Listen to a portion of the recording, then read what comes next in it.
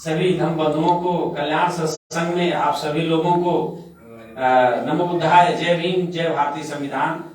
साथियों, आज बैकवर्ड कल्याण सत्संग में का 17वां दिवस है। पिछले वक्तव्य में आप लोगों को बताया गया था कि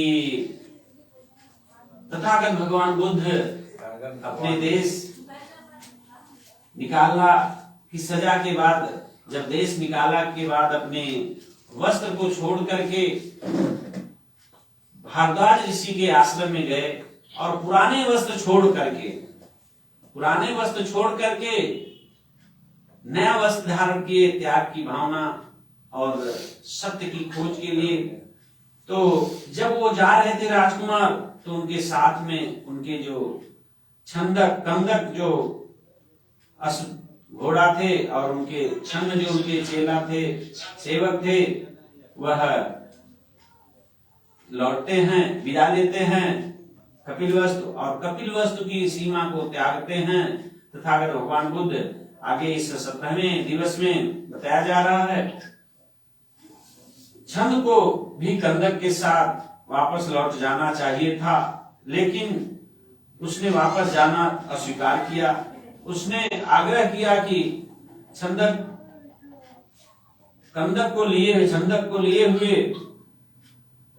कम से कम अमीन नदी के तट तक अवश्य साथ चलेगा। छंद का यह आग्रह इतना अधिक था कि सिद्धार्थ गौतम ने उनकी बात को मान लिया कि ठीक है, चलिए। नदी अमोन नदी थी, अनोमा नदी के पास तक छोड़े। अंत में वे अनोमा नदी के तट पर पहुंचे। तब छंद को संबोधित करके सिद्धार्थ बोले, मित्र, इस प्रकार यहाँ तक साथ आने से मेरे प्रति तुम्हारा स्नेह प्रमाणित हो गया है। तुम्हारी भक्ति ने मेरे हृदय को सर्वदा जीत लिया है। तुम्हारा मेरे प्रति जो भाव है उसमें मैं बहुत प्रसन्नचित्त हूँ। खेद है कि मैं इस समय ऐसी स्थिति में हूं कि तुम्हारे लिए कुछ कर नहीं सकता। जिससे उपकार की आशा हो उसके प्रति कौन अनुरक्त नहीं होगा।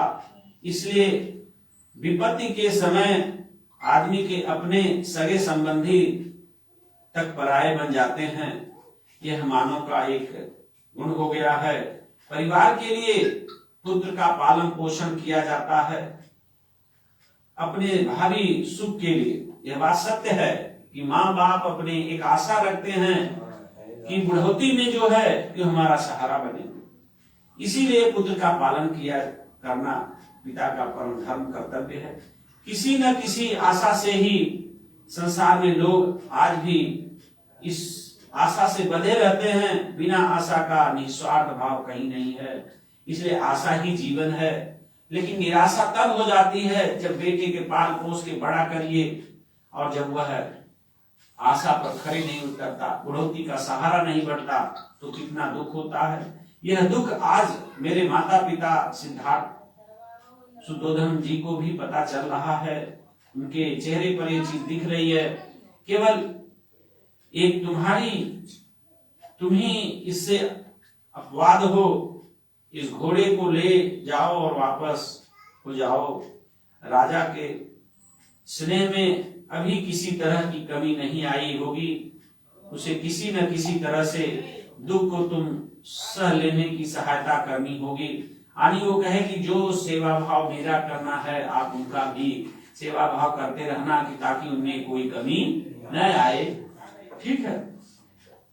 उसे कहना कि मैं जो उसे छोड़कर चला आया हूं, वह न किसी स्वर्ग की कामना से, न स्नेह की कमी से और न क्रोध की अधिकता से हम इस प्रकार घर छोड़कर चले आए। मेरे लिए उसे अनुताप नहीं करना। संयोग कितना भी दीर्घ काल हो, एक न एक दिन वियोग में परिणित हो जाता है। बहुत बड़ी बात है कि कितना भी व्यक्ति का किसी से लगाव हो, स्नेह हो, वस्तु हो, स्त्री पुरुष हो, बेटे बाप हो, एक दिन तो जाना ही है। एक दिन होना लेकिन समय के पहले जो है वह कष्टदायी होता है। जब वियोग अनिवार्य ही है तो मैं कैसे हो सकता हूं कि संबंधियों से वियोग न हो। आज नहीं तो कल वियोग होना ही है। आदमी के मरने पर उसकी संपत्ति के उत्तराधिकारी तो बहुत होते हैं, किंतु उसके पुण्य का उत्तराधिकारी मिलना कठिन, शायद होता ही नहीं है। कोई भी उसके पाप और पुण्य का उत्तराधिकारी नहीं बनता है, लेकिन उसकी संपत्ति के उत्तराधिकारी तो बन जाते हैं। लेकिन साथियों, एक बात तर्क है, पाप और पुण्य के भी बनते हैं। तर्क से मैंने अध्ययन किया, तर्क है, बताइएगा कि जैसे कोई गुरु अच्छा निकला तो अच्छे गुरु का प्रभाव उसके चेले पर जरूर पड़ेगा। अगर चेले पर पड़ेगा तो स्वाभाविक है उसका भावी हुआ। अगर गुरु का प्रभाव पड़ेगा तो गुरु का प्रभाव पड़ेगा। इसका